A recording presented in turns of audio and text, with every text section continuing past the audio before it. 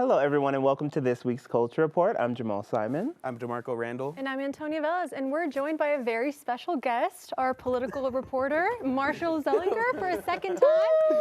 Thank you so much for being here. This is the Marshall Zelinger fan club here. Yeah, truly. We're obsessed. I don't know. It's only three? Yes, only three. Only. It was hard to get DeMarco, Dedicated but three. we swung him. Yeah, Anyways, we did. I don't know if y'all heard, but there was an election. And Yeah, maybe you heard. things are, information is still flowing in. Things are ever changing, and we got a lot of new information to hop into. But first, we'll let you know what happened just in case you missed it. Yeah. So, last Tuesday, voters across the United States headed to the polls to cast their vote for president, choosing between Vice President Kamala Harris and former President Donald Trump. So early Wednesday morning, the Associated Press projected Trump's victory. As race calls wrapped up, we learned that Trump earned an overwhelming total of 312 electoral votes. That's more than 30 above the number needed to clinch the White House, with determining wins in crucial swing states like Pennsylvania, Georgia, and Wisconsin. Now, the U.S. as a whole saw what is known as a red wave. President-elect Trump swung more voters in his direction compared to 2020, including in counties he didn't even win. And this red wave went beyond the presidential elections. Republicans won control of the Senate, and on Wednesday, NBC News projected the party also won a majority of the House, giving the GOP complete control of Congress. Now, Marshall, I know we have questions, and I know viewers have questions, but we're just going to start with a couple things that we wanted, your input in, starting with this red wave. Speaking specifically about the presidential election, what are some factors that you think kind of added into this rightward shift? Almost everywhere except Colorado, one of the few states. I mean, I could talk about Colorado and maybe why it didn't, but it's really just you had two extreme candidates. You had someone in Trump that you knew, and if you're a conservative, you know that it's kind of a far-right choice. In Harris, I say extreme because you really don't know what you didn't hear specifics necessarily, and you might equate coming from California that she might be farther to the left. But we didn't have enough of a campaign necessarily from her to know for sure. I want to ask you in terms of the lack of overall rightward shift compared to other states in the country. What do you think contributed to that? I know you've done reporting on this in the past. What have you kind of learned from the people that you've spoken with? I don't know if it's the electorate. I mean, we have more unaffiliated voters. Almost 50% of the people who vote in Colorado are unaffiliated. And then it's 20-something% Democrat, and I can't remember if it's still 20-something% or maybe it's dipped just below 20% for Republicans. So just there alone, Democrat to Republican, you have the difference. But many of the unaffiliateds, I think, from a issue standpoint and from a people standpoint, might still vote more Democratic than Republican, just because you're unaffiliated. Some people used to think unaffiliated automatically means you're really a Democrat in disguise, and that's not true. That's not true at all.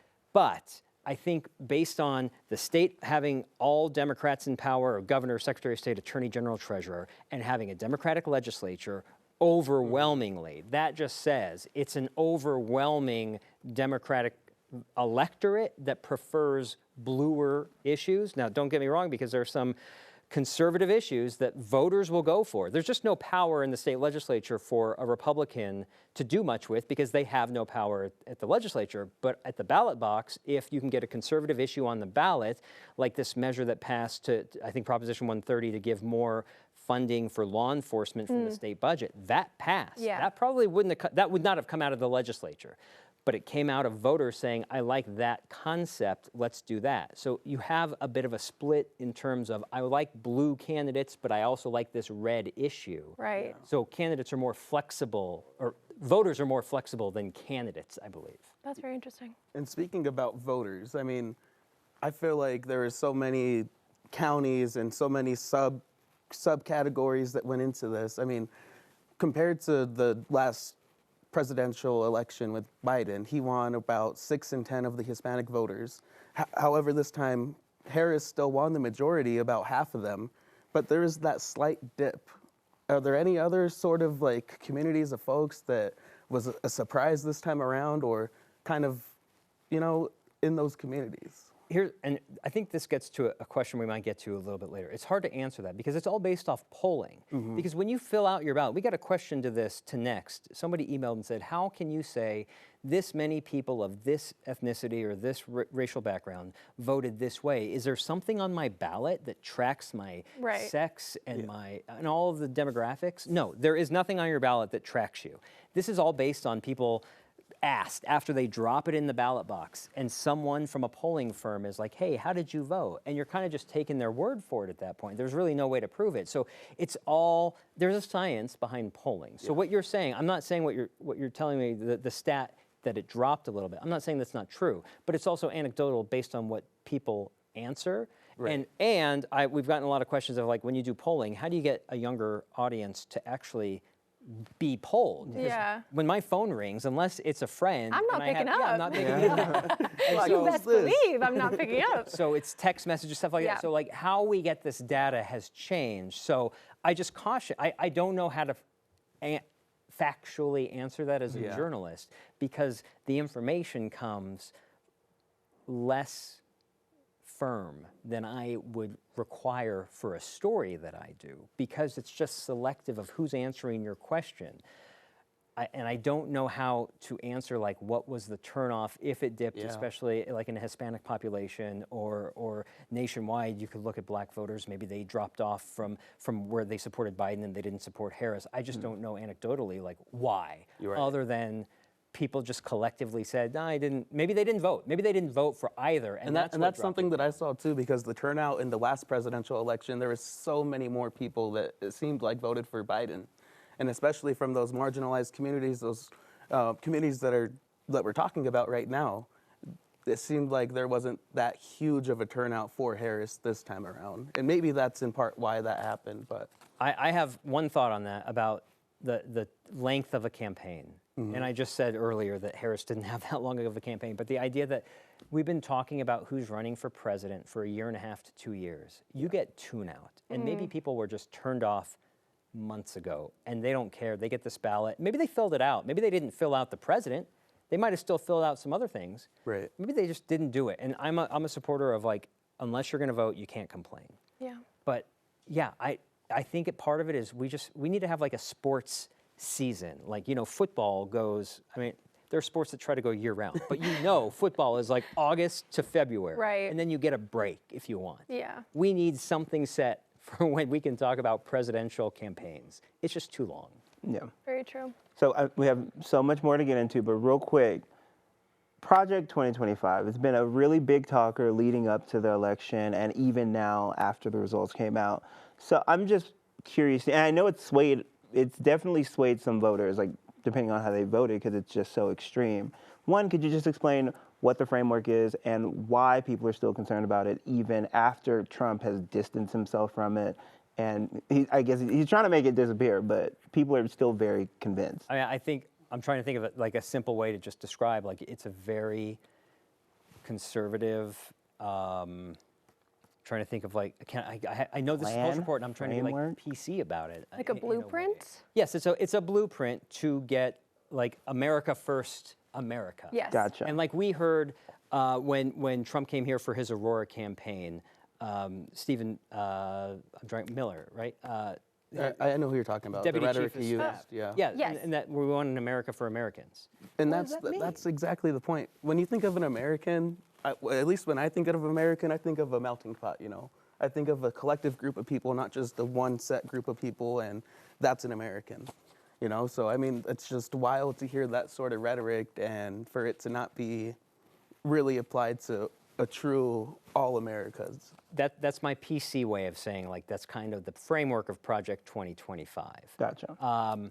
A lot of former Trump advisors, a lot of former people who had the ear of Donald Trump help craft this. As you said, Jamal, he's distanced himself away from it.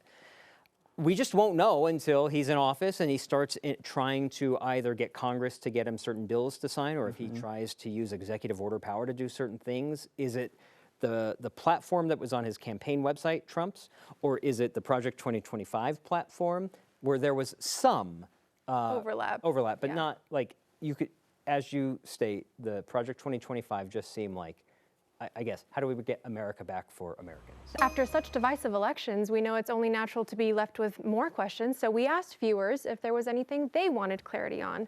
One viewer asked, why did the major media get the reporting so wrong? For months, people believed the stories that Kamala would win. What was the basis for those stories? Can you see the harm they did to the emotions of some? Oh, you're going to set me off on that. I mean, I can start it off if you'd like. Oh, you feel free. I mean, I have thoughts. Okay. One is, whoever asked this question, who's the media that you're getting it from? And is it just a circle that you're in a bubble of, maybe you watch an MSNBC that is probably more left than if you're watching Fox News, because you're not getting what this question was. Right. You're definitely not watching Fox News for that information. But also, where are you getting your information from where you're watching? Are you watching people who are Harris supporters being interviewed? Or are you watching a story by a journalist like me that is going to be more balanced and down the middle, giving you statistics and information that's going to present to you a story from using facts and data and stats and things like that? Because the basis of the question suggests to me that it's someone who is in a circle of people who support Vice President Kamala Harris and was fed a bunch of information that they thought she would win based on who you're surrounded by. Or, because if you're watching local news, you're not getting that. I cannot say that you were watching 9 News or any of our competitors and left with that impression. And if you were, it's perhaps because you saw someone from the Harris campaign interviewed, and that's a different story. Right. That's a commentary and an interview than a story presenting a factual basis. Yeah, I think that's true. And I think also part of the reason why this maybe is social media nowadays. There's something called the algorithm, and they will give to you what you give to them, which means if you're constantly liking stories on your social media platforms, be it TikTok, Instagram, what have you, that's what they're going to keep feeding back to you. And when you don't do the additional work of, okay, now let me look up a story about a separate candidate, or if you're constantly liking stories from like MSNBC, like you said, or from someone who, interviewed someone from the Harris campaign or an advocacy group who supports Harris, then you will keep getting those back. Right. And that's not to say that that's easy. I know that it's hard to take that additional step and be like, I'm going to then explicitly go out of the way and look for other stories, but yeah. Jamal, you sighed. No, it's because I've done it. I actually go and, like, if something pops up, I'll sit and watch because I really don't like to be, like, kind of like an echo chamber. I was like, I can't learn anything. I don't really know what's going on unless I, broaden my horizons, see what's going on around me. So I can think of one example. Toward the end of the campaign, I saw coverage of Trump rallies in Pennsylvania and other states where the correspondent would talk about, these aren't as full as they used to be. So I can see from that perspective of, that suggests to me there's less interest in him now, and maybe that shows support for Harris, when all it may have meant was people had voted, they had better things to do that day. Or also, a lot of the times they have already been to those, those rallies and heard those same speeches. So. And just depending on where you were watching it, the narrative might have become, there's fewer people there, that must be support for Harris. So I shouldn't be definitive in saying you didn't see that in a story. Yeah. But I have a feeling the basis of the question is because of an echo chamber, or you're being fed, like you said, Antonia, you're being fed things because of what you're choosing to watch. Absolutely. And somebody else wrote in, do you know if anyone has been scrutinizing the votes in counties where the election commissioners are 2020 election deniers, especially in rural counties of swing states? Some, if not all, most certainly, would be willing to justify fraud to, quote, stop the seal this month. You know what the best antidote to someone who believes an election was stolen? Please tell me. I would really like to know this. It appears to be winning an election. correct. Because we have a very unique thing happening in Colorado right now where there were passwords, one of 2 passwords needed to access a voting machine that were available to be seen online. And so there's some concern from the Republican Party in Colorado that the machines need to be decertified and done away with because of this leak that really didn't impact anything. Right. But nationwide, from these counties that were like in Georgia, like your vote, you stole our vote in Georgia, you stole our vote in Arizona. now that Trump won those states, those are not the same state. Yeah. Not a peep. Yeah. Not a peep is heard. Also, isn't it that the machines make more mistakes than the people counting? No, the people counting The people make more Yeah, mistakes? yeah. So I know there was a recent study, it might have been out of Arizona, I can't remember what state, but I did a story after the 2020 election, Elbert County, which also had a clerk that almost did some funny business, Yes. but didn't quite, did a hand count of the Trump-Biden election after the election and put out a news release stating the hand count was less accurate than the machine count. Reverse that, the machine count was accurate when compared to a hand count that wasn't even required. It was Right. just done to see what would happen.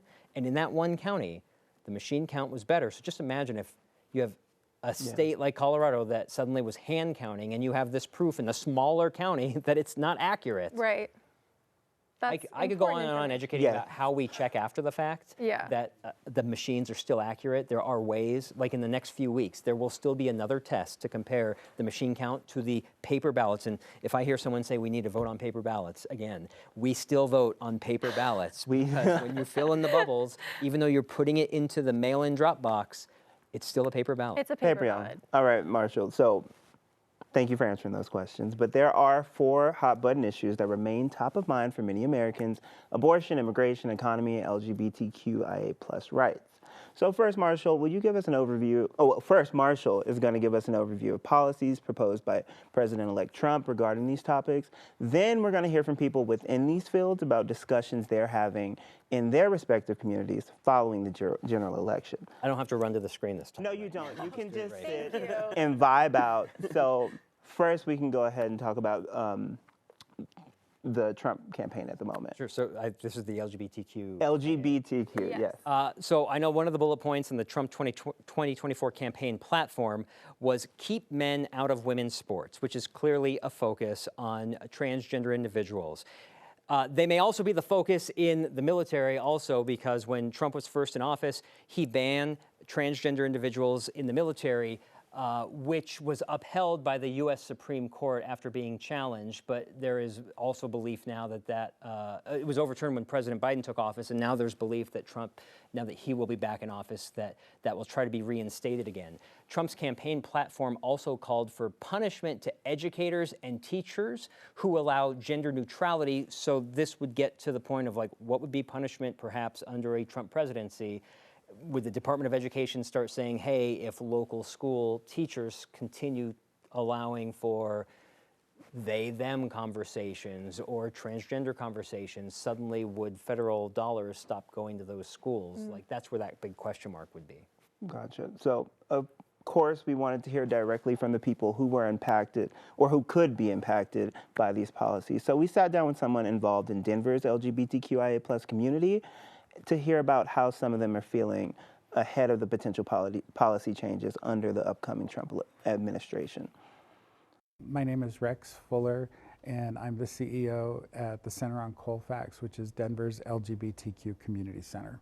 Since the election, I think that people are actually pretty on edge, very nervous. No one exactly knows what to expect, but I think that people are just afraid that this may be, a really severe rightward turn that may impact the community really heavily. I think probably trans community members are most nervous.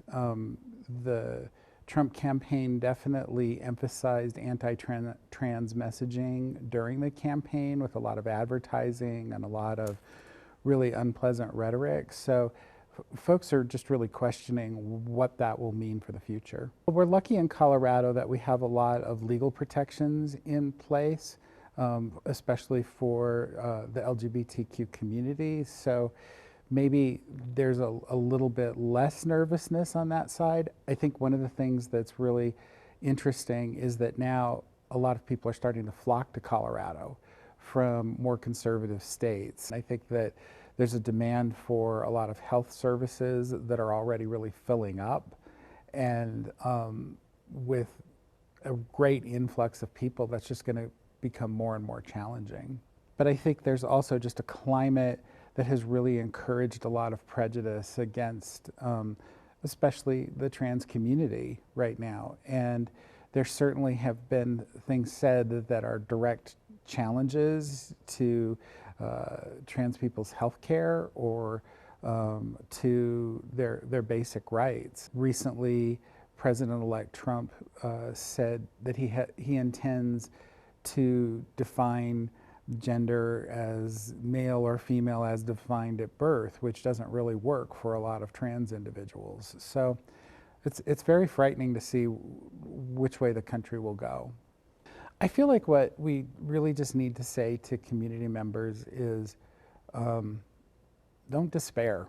I think that we have to keep our eye on the long game and just keep working and trying to work to keep people safe, and we'll get through this. But it's a tough time right now.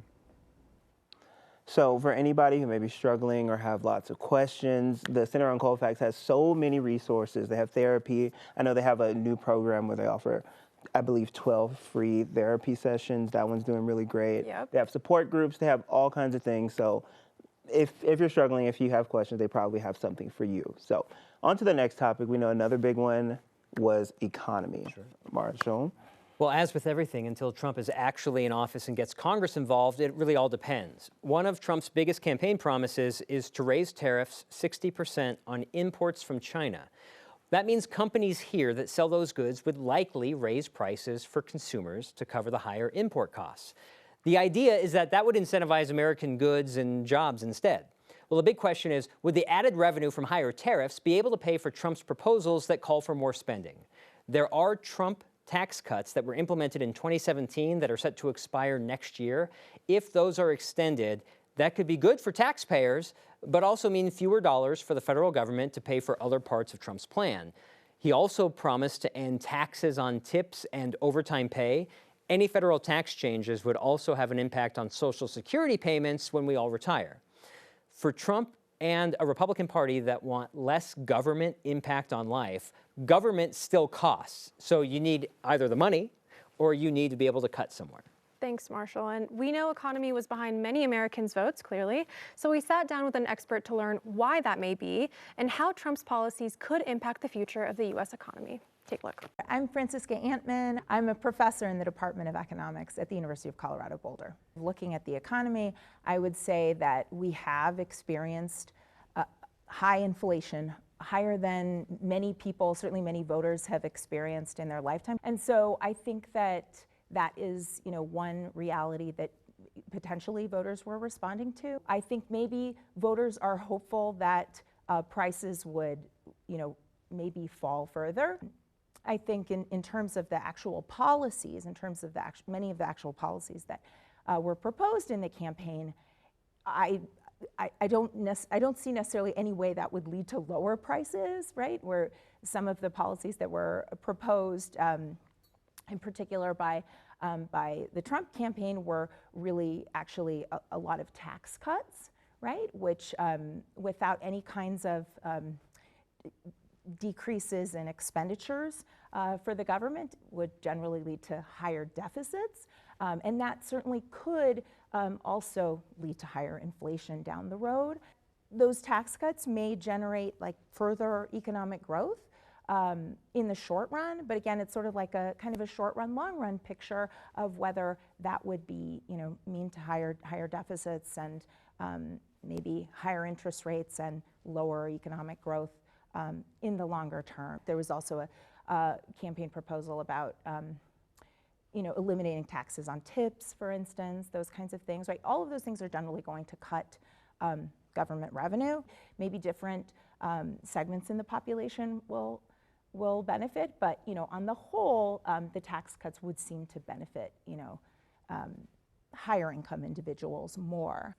I would say unclear how much of that really would end up flowing down to workers in the form of wages, or whether it would just be basically additional profits for owners of capital firm, those kinds of things. In terms of prices, the other thing that the other campaign promise that we we heard a lot about were tariffs. Tariff is a tax, right? It is a tax on goods, and so those higher taxes essentially are going to be paid by the consumers at the end of the day, and that also can be inflationary. It can also lead to higher prices. So we ultimately don't know whether how much of that were just campaign promises or whether those actually will lead to higher prices for the consumers or higher prices in the economy. You know, there are a lot.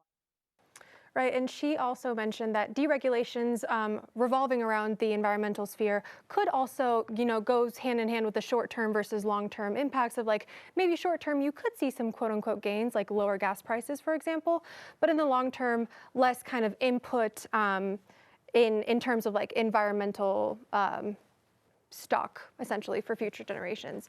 Now, we know that reproductive rights is also another issue that's top of mind. Marshall, if you want to give us an overview. Well, if you take Trump at his word, abortion access or abortion restriction is up to the states. And in Colorado, voters here just put abortion access into the state's constitution, so even a future conservative state legislature would not be able to change that without a vote of the people. But if Congress were to try to enact an outright abortion ban, Trump would need to sign it. And he has said abortion rights decisions belong to the states. We know that reproductive rights has been one of the most debated issues within this election. We spoke with the CEO of an interfaith-based nonprofit to hear about concerns regarding potential impacts to reproductive health care, as well as how some marginalized communities could be targeted. Shara Smith. I'm the CEO of the Interfaith Alliance of Colorado. So there is definitely a lot of surprise in the community in terms of the outcome of the election. What we're seeing and hearing based on the outcomes of the election are just a lot of feelings of fear, devastation, frustration, and uncertainty about the future. And that has a lot to do with the Project 2025 and the expectations around how this administration, or the incoming administration, I should say, how they are going to embrace the agenda of Project 2025. So based on that particular agenda, based on Project 2025, it is clear that marginalized communities are going to be further targeted more than they have been. And it's across the board when you're talking about not only policy, but also things around education. We're already seeing some individuals feel emboldened to target marginalized communities. After the Dobbs decision, there was a surge in individuals coming to Colorado for reproductive health care. That's only going to increase. And so it definitely places a burden on service providers here in Colorado, because they're physicians. They want to provide the healthcare that people need. The Interfaith Alliance of Colorado was part of the campaign to pass Amendment 79 here in Colorado, and for a very particular reason, because ultimately, when we create public policy based on one faith tradition or a faction of a faith tradition, we inevitably infringe on the rights of every single person who does not practice that faith. Also, and we heard Shara talk about Amendment 79. Marshall, could you just give, for people that don't know, could you just give us a brief overview about what that is? And I hinted at that in the intro, is that that was the thing that voters just put into the state's constitution. So voters were asked, Amendment 79 was, should abortion access be locked into the state constitution? It also had one other part that would allow governmental employees to have health care plans that cover abortion access. That's currently restricted. So it was kind of a twofer. One was abortion access for all in the state constitution, and also if you're a government employee, you can now be offered health care plans that allow taxpayer dollars to fund some of that abortion access. Right, and that passed. Also, lastly, we want to touch on immigration, which has been one of the biggest talking points during this election. Yeah, this one hits closest to home, because during his campaign, Trump said he would begin Operation Aurora to deport individuals out of this country. He named it Aurora because he has pushed the false claim that Aurora has been overrun by Venezuelan gangs. Trump has said he'll use local police as a deportation force, which would actually be illegal under Colorado law. Though his pick for border czar is Tom Homan, Trump's former acting head of ICE. And Homan acknowledged that Democrat-led cities are unlikely to help with detaining those who are here illegally, which would then force the feds to act with its limited number of immigration agents. Homan recently told 60 Minutes that families can avoid being separated by being deported together. He suggested using local police, the National Guard, or the military to do this. Right. Thanks, Marshall. So a lot of immigration policies have been proposed, and many are wondering how feasible some of them really are. So we spoke to an immigration lawyer to find out. So my name's Matt Shaftel. I have a small immigration practice in the Lakewood, Denver area. As you might imagine, we're still digesting the fact that Trump is going to be our president a second time and what that means for our community, for what we do, for our clients, for their families and friends. And it's scary. What we commonly hear is mass deportations. Are mass deportations feasible? Are those likely? And I don't think they are, for a variety of practical reasons. And I want people to understand that to actually deport somebody in the interior of the country takes a lot of resources. Trump actually deported less than Obama did. It's a lot of process. So I do not think people who've been here for a substantial period of time and do not have criminal history or prior contact within the immigration court system, prior deportation orders, are at significant risk, even under a Trump administration. What could he do to more quickly deport people from the country? And what we've heard a lot about is something called expedited removal. If you're in the interior of the country, you have a right, if you're arrested, to make your case in front of an immigration court judge. However, expedited removal is a power that is traditionally used at the border, where an immigration officer is the judge and jury and can issue an order to deport you from the country within 1 day. So that's a big fear. That would be the vehicle to increase deportations in a way that he's talked about, trying to increase things much more quickly. TPS refers to temporary protective status. Our executive branch has the right to designate certain countries as people from those countries have protection in the U.S. I think certainly any country with TPS is vulnerable in a second Trump administration. DACA right now is currently in its kind of continued litigation. If people remember, DACA went all the way up to the Supreme Court once and won. So what happened the first time is they said you didn't end it properly. So they're trying again. Right now it's at the Fifth Circuit Court of Appeals. Will Trump do something more significant? I don't think he will, because it's already wrapped up in litigation. The biggest fear, of course, is it's looking like there may be there already is confirmed Republican control of the Senate, and it looks like they're going to control the House.